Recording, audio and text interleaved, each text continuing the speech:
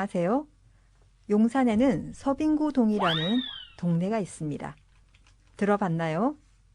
서빙고역도 있고요. 왜 서빙고동이라는 이름이 붙게 되었는지 한번 알아보도록 하겠습니다. 먼저 성종 25년에 기사를 보고 빈칸에 들어갈 말을 한번 맞춰보세요. 이와 같이 혹독한 더위에 옥중에 갇혀 있는데 약으로 치료하지 않으면 틀림없이 병이 날 것이다. 모름지기 그 죄대로 처벌해야 하지만 약으로 치료하지 않아 죽도록 하는 것이 가하겠는가? 5월 15일 이후부터는 날씨를 관찰하여 이것을 받도록 요청하라. 빈칸에 들어갈 말이 무엇일까요? 무더운 여름에 치료약으로 사용했던 것이 과연 무엇이었을까요? 네, 그건 바로 얼음이었습니다. 냉장고가 없던 조선시대에 우리 조상들이 얼음을 먹을 수 있었다고요? 불가능해 보이는데 또 다른 기록이 있습니다. 복날 서빙고에서 얼음을 받은 관원들이 얼음을 부수어 화채를 먹었다고 하네요. 얼음 동동 시원한 화채를 먹었다고 하니 정말 놀라운 따름입니다. 또 다른 기록이 있습니다. 김창협의 시 착빙행 중에는 5, 6월 푹푹 찌는 날 얼음을 내어와 칼로 얼음을 깨 새하얀 얼음 가루를 먹었다는 구절이 있습니다. 새하얀 얼음 가루. 요즘 팥빙수의 원조가 아닐까요? 여하튼 냉장고가 없어도 더운 여름에 얼음을 먹었다는 것을 알 수 있습니다. 그렇다면 얼음을 아무나 무한정 원하는 만큼 먹을 수 있었을까요? 조선시대에는 귀한 얼음을 받아 먹어 사용할 수 있는 사람을 법으로 정해두었습니다. 퀴즈를 하나 낼게요. 다음 중 얼음을 받을 수 없는 사람은 누구일까요?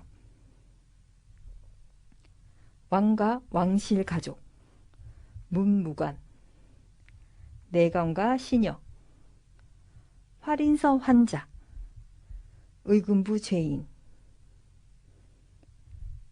자, 왕과 왕실 가족들은 당연히 얼음을 먹을 수 있었겠죠. 그러면 아주 가난한 환자, 의금부의 죄인들은 먹지 못했을까요? 네, 정답은 여기 있는 사람 모두 얼음을 받을 수 있었습니다.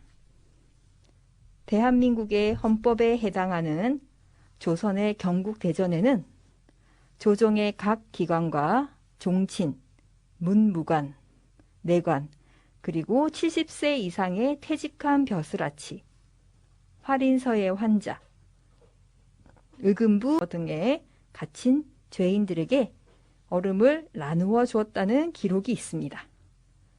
왕과 왕실, 양반은 장례나 제사의식에 또 음식 보관이나 식용 등의 다양한 용도로 사용되었고요. 환자나 제수에게는 더위를 식혀줄 약의 용도로 사용되었습니다. 그리고 일부 상인들은 생선이 상하지 않도록 보관용으로 사용했습니다. 한여름에 다양하게 사용한 얼음을 어떻게 만들었을까요? 얼음을 만들 수 있는 기계인 냉장고가 없는데 말이죠. 여기 차태현이 주연한 바람과 함께 사라지다라는 영화의 한 장면을 보겠습니다. 책 마니아가 잡혀있는 사이 됐어. 자, 시작하지. 입 돌아가게 추운 겨울 얼음 깍둑 썰기에 나선 이분들. 뭐 하는 거예요? 한여름에 필요한 얼음을 미리미리 준비해 놓는 중.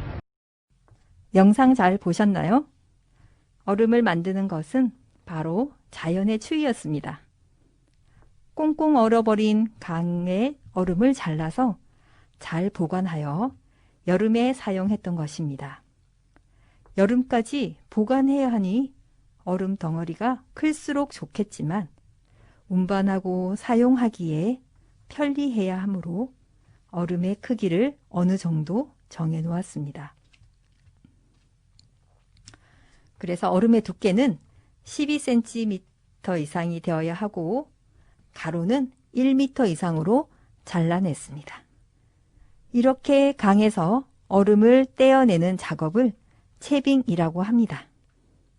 이런 채빙 작업은 물에 빠지거나 손발이 동상에 걸리고 목숨을 잃기도 하는 아주 힘든 고역이었습니다.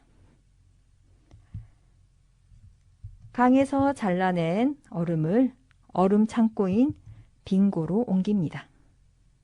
그리고 창고에 차곡차곡 쌓아서 보관을 합니다.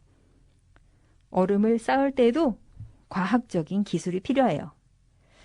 얼음만 잔뜩 쌓아두면 얼음이 어떻게 되겠어요? 서로 붙어서 후에 사용하려고 할 때 떼어내기 힘들겠죠? 그래서 우리 조상들은 얼음 사이사이에 볏짚과 쌀겨 등을 넣어서 얼음이 서로 붙지 않게 하면서도 잘 녹지 않게 했습니다. 선조들의 아주 지혜로움을 엿볼 수 있죠. 한겨울에 쌓아둔 얼음을 여름까지 보관해야 하는 얼음 창고인 빙고에도 과학적인 원리들이 숨어 있습니다. 과연 어떤 원리들이 있는지 한번 알아보겠습니다. 둥근 외형을 하고 있는 석빙고에 바람이 들어가면 찬 공기는 내부에 골고루 퍼지고 뜨거운 공기는 천장으로 올라가 굴뚝으로 빠져나가는 구조를 갖고 있습니다. 대류의 원리를 이용한 것이죠. 이러한 원리로 한여름까지 얼음이 녹지 않고 보존될 수 있었던 것입니다. 이 기본 원리 이외에 또 다른 원리들이 아주 많아요. 어떤 원리들이 있냐면요. 반지하 구조입니다. 움집과 김장김치를 보관했던 김치독의 원리와 같은데요. 더운 날씨에도 차가운 공기를 유지시켜 줍니다. 그리고 출입문이 남향을 향하고 있는데 이것은 밀도가 높은 차가운 공기가 아래의 출입문으로 술술 들어오게 하기 위해서입니다. 그리고 얼음이 녹은 물이 경사진 바닥을 따라 배수구로 흘러가게 만들어 놨습니다. 그림에서 한 번 더 확인해 보겠습니다.